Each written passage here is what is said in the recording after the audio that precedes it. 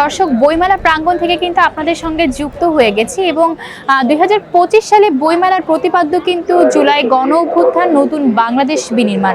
মূলত 2024 সালটা কিন্তু ছিল বাংলাদেশের জন্য একটা বড় ধরনের পরিবর্তনের বছর এবং বাংলাদেশের স্বাধীনতার 53তম বছরও বলা চলে। এবং ছাত্র জনতার যে কোটা বিরোধী আন্দোলন, সেটা পরবর্তীতে কিন্তু ছাত্র জনতা মিলে যেই গণ অভ্যুত্থান সৃষ্টি করেছে, সেটাকে কিন্তু অনেকেই বলে 24-এর গণ অভ্যুত্থান, আবার অনেকের ভাষায় সেটি ছাত্র জনতার আন্দোলন। আর এবার কিন্তু বইমেলা 2025-এ এই 24-এর গণ অভ্যুত্থান নিয়ে অনেক লেখক এবং বিভিন্ন ধরনের গবেষক কিন্তু তাদের বিভিন্ন রকমের বই লিখেছেন। আমরা আজকে বইমেলা প্রাঙ্গণে দাঁড়িয়ে আছি এবং বইমেলা প্রাঙ্গণ থেকে আসলে আমরা আজকে ঘুরে দেখব যে এই 24-এর গণ অভ্যুত্থান নিয়ে কি কি ধরনের বই এবং কি কি ইতিহাসের পাতায় যোগ হয়েছে। যেমনটি আমরা এবার দেখেছি যে বাংলাদেশের ইতিহাস, রাজনীতি বলেন, সেটা অর্থনৈতিক ক্ষেত্রে, শিক্ষা ক্ষেত্রে, যে কোনো ক্ষেত্রে কিন্তু এবার পাঠ্য বইতে 24-এর গণ অভ্যুত্থান কিন্তু এবার আমরা দেখেছি যুক্ত করা হয়েছে। ঠিক বইমেলা প্রাঙ্গণেও কিন্তু অনেক লেখক আছেন যারা এই 24-এর গণ অভ্যুত্থান নিয়ে তাদের স্মৃতিকথা তুলে ধরার চেষ্টা করেছেন। এমনই কিছু লেখকের সঙ্গে আমরা আজকে কথা বলবো জুলাইয়ের গণ অভ্যুত্থান নিয়ে তারা আসলে স্মৃতিতে কি লিখেছেন এবং ইতিহাসের পাতায় আসলে কি যুক্ত হলো। চলুন ঘুরে দেখা যাক। এই মুহূর্তে দাঁড়িয়ে আছি আফসার ব্রাদার্সের সামনে এবং এই প্রকাশনী থেকে কিন্তু এবার 24-এর গণ অভ্যুত্থান নামে একটি বই প্রকাশিত হয়েছে, যেখানে আমরা একটি উদ্দোলিত হাতের চিহ্ন দেখতে পাচ্ছি বইয়ের মোড়কে, এবং লিখেছেন বইটি সাদাত হোসেন খান। আমরা লেখকের থেকে জানবো আসলে বইয়ের বিবরণ সম্পর্কে। 24-এর গণ অভ্যুত্থান শিরোনামে আসলে তিনি ইতিহাসের পাতায় কি কি বার্তা তুলে ধরেছেন পরবর্তী প্রজন্মের জন্য, লেখকের মুখেই সেটি শুনবো।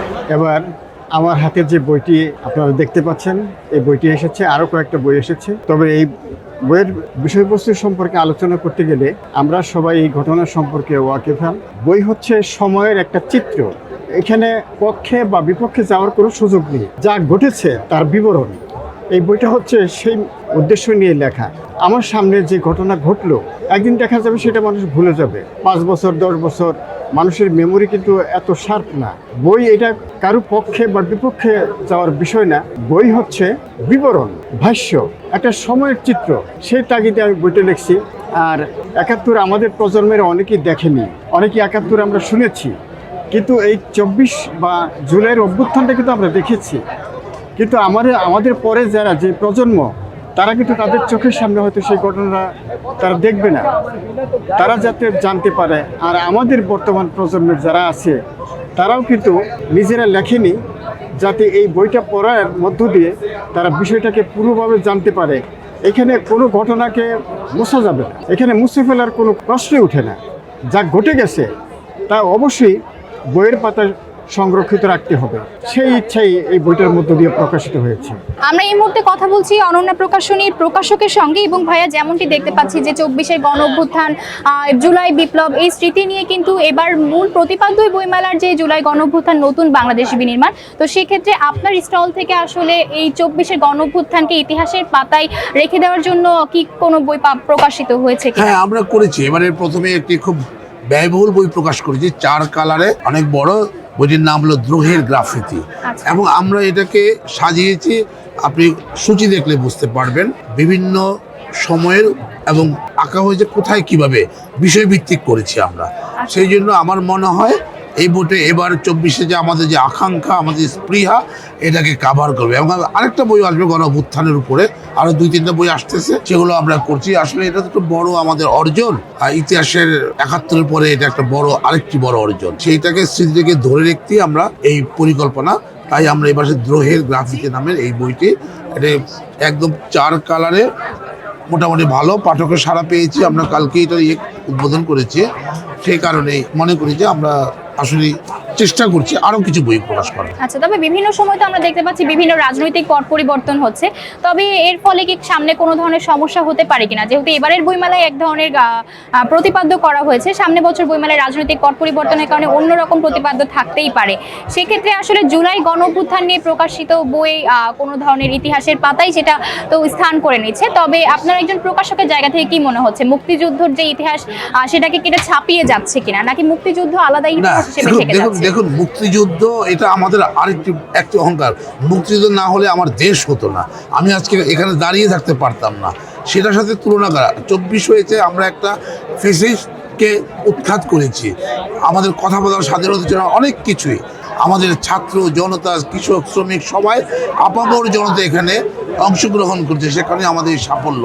অনেকের আত্মহুতি, আমাদের তরুণ, আমাদের যে ছাত্র তরুণরা যে করেছে, যারা দেখিয়েছে, এটা একটা বড় অভূতপূর্ব, এবং তাদের ডাকে সাড়া দিয়েছে আপামর জনগণ। সেটাই আমাদের একটা বড় অর্জন নয় কি? আমরা এই 15-16 বছর দুঃশাসন থেকে আমরা একটি নতুন ইয়েতে আসছি। আশা করছি ভবিষ্যৎটা আমাদের আরও ভালো হবে, যেই আসুক, কিন্তু এইটাকে কখনো ম্লান হবে না। ইতিহাসই থাকবে। মুক্তিযুদ্ধ একটি ইতিহাস, 90 একটি ইতিহাস, 24 আরেকটি ইতিহাস।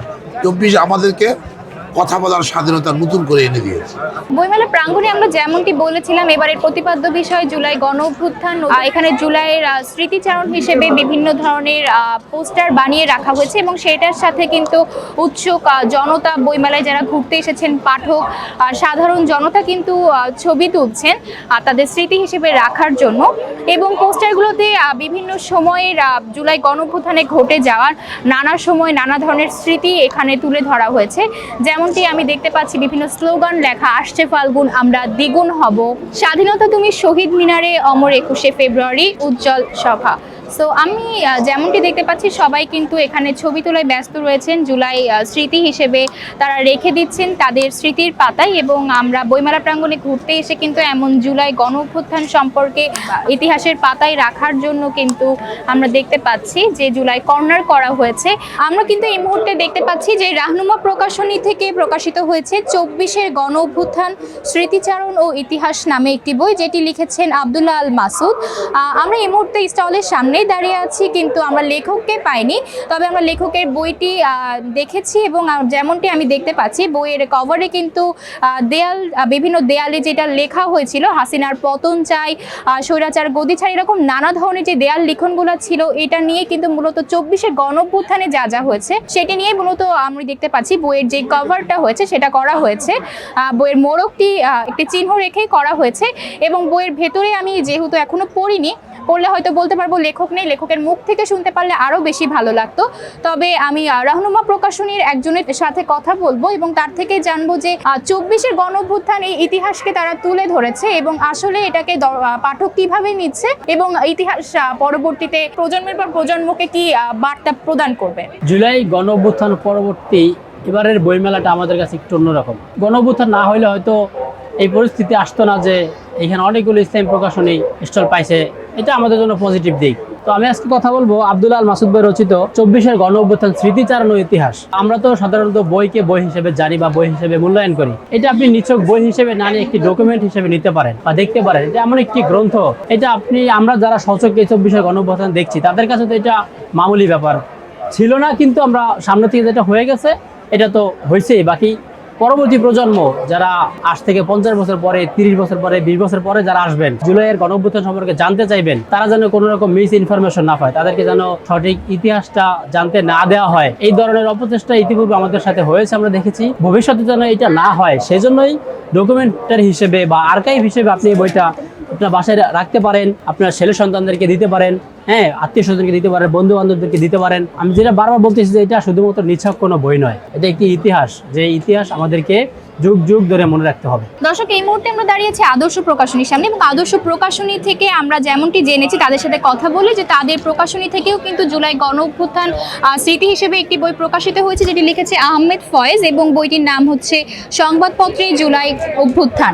এখানে 25টি শীর্ষ দৈনিকের প্রথম পৃষ্ঠা তুলে ধরা হয়েছে, এমনটি বইয়ের কভারে অর্থাৎ আমরা কিন্তু প্রচ্ছদেই দেখতে পাচ্ছি এবং প্রচ্ছদে নারী পুরুষ দুজনের উদ্দোলিত চিত্র আমরা লক্ষ্য করতে পাচ্ছি এবং এখানে ছাপা অক্ষরে অনেকগুলো কথাও লেখা রয়েছে। আহমেদ ফয়েজ আসলে বইতে প্রথম পৃষ্ঠা সংবাদপত্রে কি কি তারা অবদান রেখেছে সংবাদপত্রগুলো জুলাই গণ অভ্যুত্থানে সেটি মূলত তুলে ধরার চেষ্টা করেছে, এমনটাই কিন্তু আমরা স্টলের একজন কর্মীর সঙ্গে কথা বলে জানতে পেরেছি। মেইনলি আমাদের প্রকাশনীর হাতে আসে অক্টোবরের শেষ দিকে, বইটার কার্যক্রম শেষ হতে হতে, ব্যাক এন্ডের কার্যক্রম শেষ হতে হতে আমাদের প্রায় নভেম্বরের শেষের দিকে আমরা বইটা হাতে পাই, ডিসেম্বরের প্রথম সপ্তাহ বা নভেম্বরের শেষ সপ্তাহের দিকে। বইটি বেসিক্যালি গড়ে উঠেছে 24-এর যে অভ্যুত্থান হয়ে গেল, সেই অভ্যুত্থানে সংবাদপত্রের যে ভূমিকাটা ছিল, সংবাদপত্রের সেই ভূমিকাটা দলিলপত্র আকারে এই বইয়ে উঠে এসেছে। কোন সংবাদপত্র ওই সময়কার তাদের অবস্থান এবং তাদের যে কন্টেন্টগুলো আছে, ফ্রন্ট পেজে যে কন্টেন্ট, আমি যদি একটু দেখাই, যুগান্তরের ইয়েতে যুগান্তরের একটা কন্টেন্ট এখানে দেখা যাচ্ছে, জেলায় জেলায় সংঘর্ষ, রণক্ষেত্র, সারা দেশে 22 জনের মৃত্যু। এইভাবে এখান থেকে প্রায় 25 দিনের একটা দিনলিপি আমরা পেয়ে যাচ্ছি। পাশাপাশি এই বইটা আহমেদ ফয়েজ, প্রধান উপদেষ্টা সহকারী প্রেস সচিব, উনি এটা সম্পাদনা করেছেন। যদিও উনি যখন সম্পাদনা করেছেন উনি সরকারি কোনো ইয়েতে ছিলেন না। এই বইটা মূলত একটা অসাধারণ দলিলপত্র। দর্শক, আমরা কিন্তু এই মুহূর্তে দাঁড়িয়ে আছি প্রথমা প্রকাশনীর সামনে, এবং যেমনটি আমরা প্রথমা প্রকাশনীর স্টলের একজনের সঙ্গে কথা বলে জানতে পেরেছি যে এবছর কিন্তু জুলাইয়ের যে গণ অভ্যুত্থান হয়েছে সেটি নিয়ে বেশ কিছু বই তাদের প্রকাশনী সংস্থা থেকে কিন্তু প্রকাশিত হয়েছে ভিন্ন ভিন্ন লেখকদের। এবং বর্তমান সময়ে কিন্তু অন্তর্বর্তী সরকারের উপদেষ্টা আসিফ নজরুলেরও একটি বই আমরা এখানে দেখতে পাচ্ছি।